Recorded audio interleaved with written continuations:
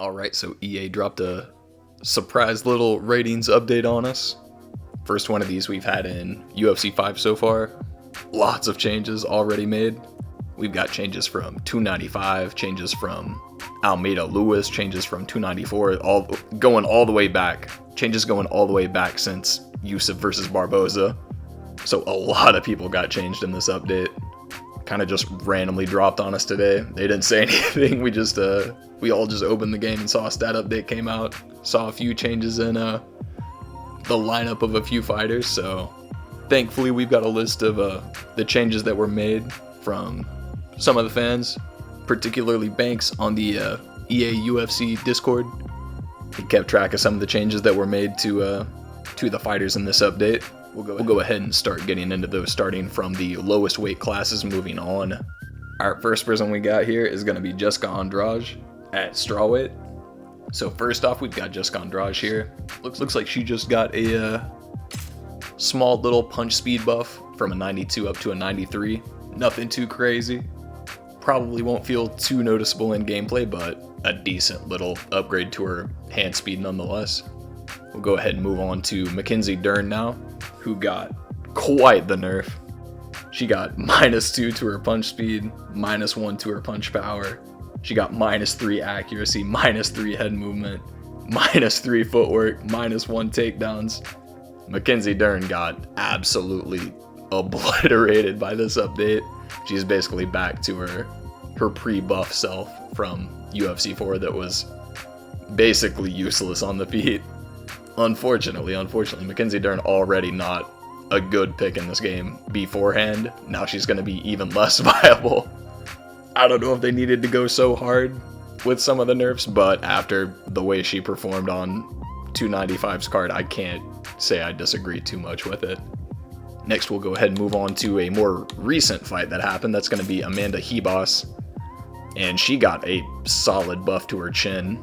Went from a 91 all the way up to a 94, so that's going to be very solid for her. That's going to make her much more of a viable pick in the division. That's going to help out her durability issues for sure. Make her a little bit of a safer pick in the strawweight division compared to up in the flyweight division. Alright, we'll go ahead and start moving over to the men's division, starting with men's flyweight, where we have Tim Elliott. After his really solid performance against Makhachev, he ended up getting finished in that fight, but still looked pretty good throughout it. He got a little buff to his punch speed, 90. A little buff to his kick speed, 91. Buff to his submission offense at a 90.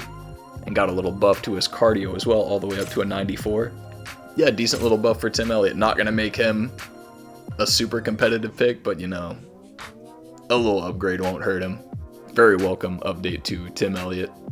We'll go ahead and move on to the featherweight division, where first of all, we've got a nerf / buff to Brian Ortega. I guess they decided his 99 top game was a little overkill. They dropped that back down to a 94, thankfully. His bottom control, however, did get a slight buff. Went up by 2 points up to a 98. His submission offense went up to a 99. I don't know if that was needed. And his clinch striking got buffed up by 3 to 94. So, bit of a nerf, bit of a buff for Brian Ortega, mostly a buff. They did take away his god tier top control that for some reason he had when this game first dropped. Next up at featherweight, we've got Edson Barboza, who got a few nerfs, a few buffs here and there, but it's going to be looking mostly better for him down here in the featherweight division. He got -1 to his block, which is down to a 95. Still really solid. -1 footwork, 93. +2 to his takedowns though. +3 to his submission offense. +4 to his submission defense. That's a big upgrade. +1 to his ground striking. +1 to his clinch control. We also have +4 to his cardio. That's a lot better. Big improvement. +1 to his recovery, and -1 to his cut resistance, unfortunately. Yeah, Edson Barboza is already a insane featherweight in this game. Already ridiculously good as the game stood before. Now I think this is going to make him even better, especially for long-term 5-round fights where he may have had issues lasting before because of that weak 88 cardio that he previously had. That's going up to a 92, which is standard for most fighters in this weight class. maybe slightly above average. That's going to definitely help Barboza compete with the likes of Ilya Topuria, Yair Rodriguez, Max Holloway, Volkanovski, a lot better than he did before. And then we have Sadik Yusuff, who got a massive buff after his loss to Edson Barboza, strangely enough. So Sadik got +2 to his accuracy, +3 to his block, +1 to his footwork, +3 to his switch stance, +1 to his kick speed, +4 to his chin, +3 to his body health, +1 to his leg health, and +1 to his recovery. So Sadik is going to be a lot better. I can't wait to try him out after this update. His stats look very, very solid all around now. Kind of strange that he got all these buffs after his loss to Edson. He didn't get finished in that fight though. He got rocked badly, recovered very well, kept fighting on until the decision got read, so not mad at it, not mad at it. Sadik Yusuff should have been a lot better than he was previously. He should have been a pretty viable pick in the division, but he wasn't the most dangerous, wasn't the most durable before, so I'm definitely happy with these upgrades. Next up at lightweight, we've got Islam Makhachev and Alexander Volkanovski that got changed. Islam got some massive buffs to his striking, grappling, durability, everything all around. This dude, previously 5 stars, he's even more of a justified 5-star now. He got +1 to his punch speed, +1 to his accuracy, +1 to his head movement, +1 to his footwork, +2 to his kick power, +1 to his kick speed, +2 to his submission defense, +4 to his ground striking, +2 to his legs, and then +3 to his cut resistance. This dude's gonna be a problem now. If people were not using Islam Makhachev before, they definitely should be now after some of these upgrades. Especially the upgrades to his kick power, kick speed, his footwork. This dude is a menace everywhere now, and justifiably so. How can you not after what he did to Volkanovski? Sadly. Who next up we're going to move on to. So Alexander Volkanovski got a few nerfs at lightweight to his block by -2, -1 to his kick power, also -3 to his recovery, and -2 to his cut resistance. Very sadly, Volkanovski definitely wasn't the meta at lightweight before.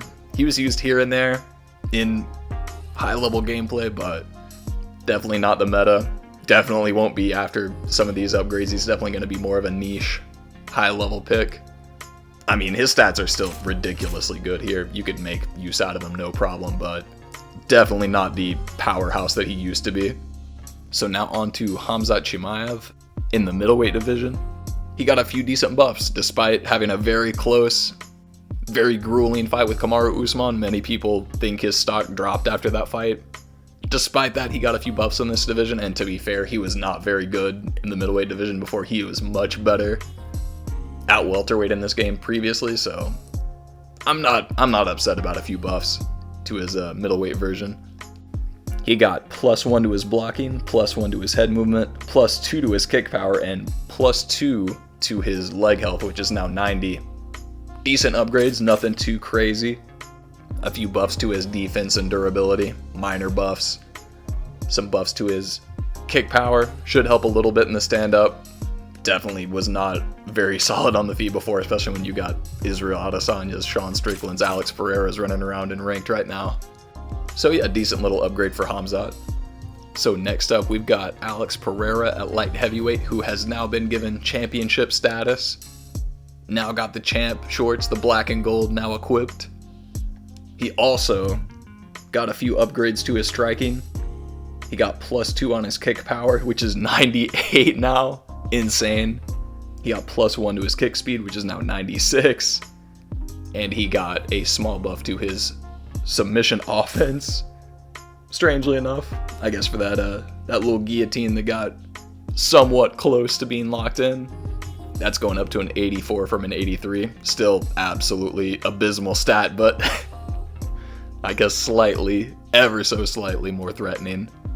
Now on to Mr. Yuri Provodnikov, who got some slight changes to his game. He got +3 on his takedowns, which got bumped up to an 87.